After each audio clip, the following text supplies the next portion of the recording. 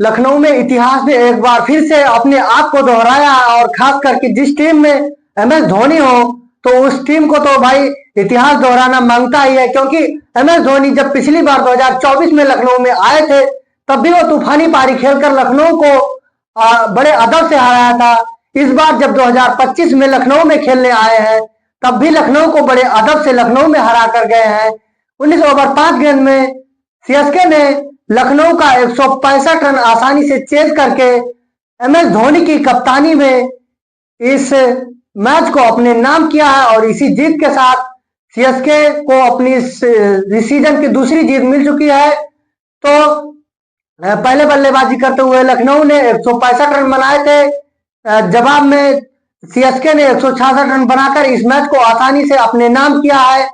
तो जब ऋतुराज गायकवाड़ को चोटिल होने के बाद में CSK की कप्तानी MS धोनी के कंधे पर सौंपी गई थी तो पहला मैच चेन्नई आसानी से हार गई थी। लेकिन जब MS धोनी 2025 में लखनऊ में आए हैं, जब 2024 में आए थे तब भी उनका बल्ला आग उगला था, लेकिन जब 2025 में आए इस बार भी उन्होंने 11 बालों में 29 रनों की तूफानी पारी खेली और लखनऊ को 3 गेंद रहते ही बड़ी आसानी से और बड़ी अदब से हराया है।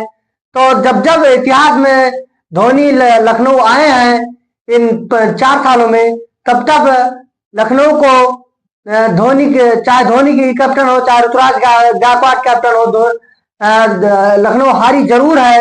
तो इस मैच में लखनऊ पहले ही हार चुकी थी। लखनऊ के कहते हैं जो लखनऊ के जो टॉप ऑर्डर हैं, खास करके निकोलस पूरन और मिचेल मार्श को अगर आउट करो तो मैच को अपने मैच पर पकड़ बना लो। तो लखनऊ का जो टॉप ऑर्डर है, मिचेल मार्श हो गए, फिर निकोलस पूरन, मार्करम की विकेट जल्दी गिर गई थी, उसके बाद में ऋषभ पंत और आयुष बदोनी ने तो संभालने की कोशिश की, लेकिन तब तक बहुत देर हो चुकी। लखनऊ कम से कम इस मैच में 20 रन शॉर्ट रह गई। अगर वही लास्ट के जो ओवर में लखनऊ कम से कम 20 रन और बना ले जाती तो इस मैच को लखनऊ आसानी से निकाल ले जाती।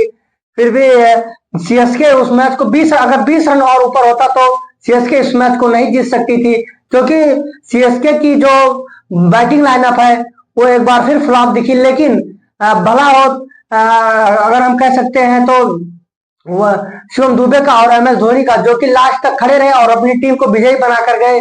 शिवम दुबे ने तूफानी पारी छोड़कर एक नफी तुली और सदी बैटिंग करने की कोशिश की, जो कि टीम को जरूरत थी, और उसका आलम यह रहा कि चेन्नई इस मैच को जीत गई।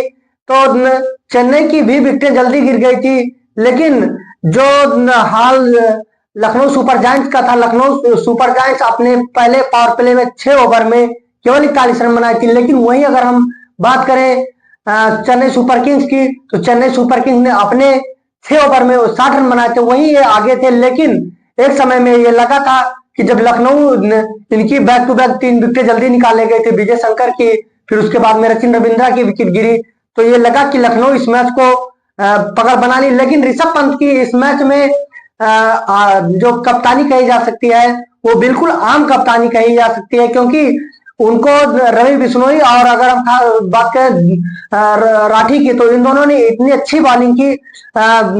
हालांकि रवि बिश्नोई की बॉलिंग ओवर बचे थे, उनको कराना चाहिए था 16वां ओवर या 18वां ओवर कराना चाहिए था, लेकिन ऋषभ पंत ने उनके बजाय शार्दुल ठाकुर को दिया और शार्दुल ठाकुर को बड़ी आसानी से शिवम दुबे और MS धोनी ने रन निकाल दिए। तो ये भी एक लखनऊ को हारने का मेन कारण हो सकता है। तो आइए स्कोर कार्ड पर नजर डाल लेते हैं, उसके बाद आगे बात करेंगे। तो सबसे पहले भाई लखनऊ ने बल्लेबाजी की, 166 रन बनाए 7 विकेट के नुकसान पे।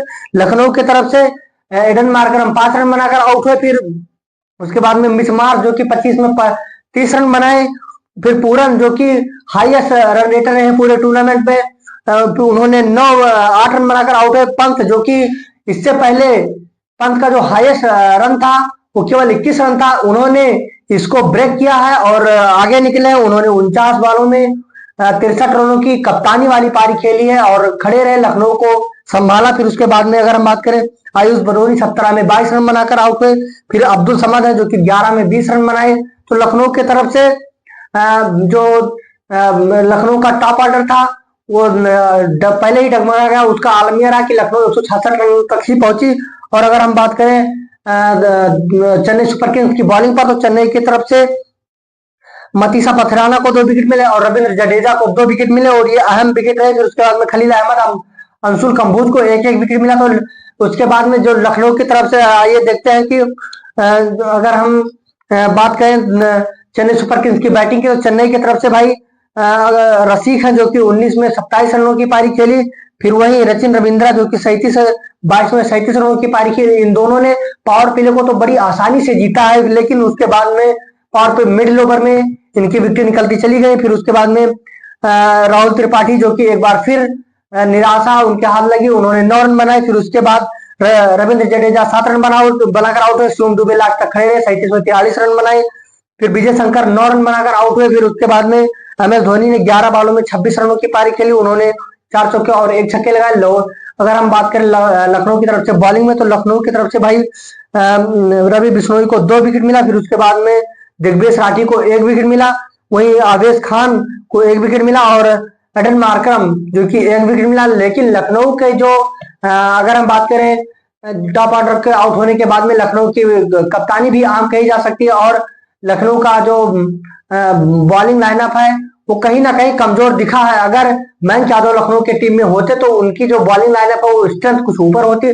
आपको क्या लगता है कि लखनऊ अगले मैच में कमबैक करेगी? आप हमारे कमेंट बॉक्स में जरूर बताइएगा। अगर आपको हमारा वीडियो पसंद है तो हमारे वीडियो को लाइक कीजिए। अगर आप हमारे चैनल पहली बार देख रहे हैं तो हमारे चैनल को सब्सक्राइब कीजिए। अगर आप फेसबुक पर देखें तो हमारे पेज को फॉलो जरूर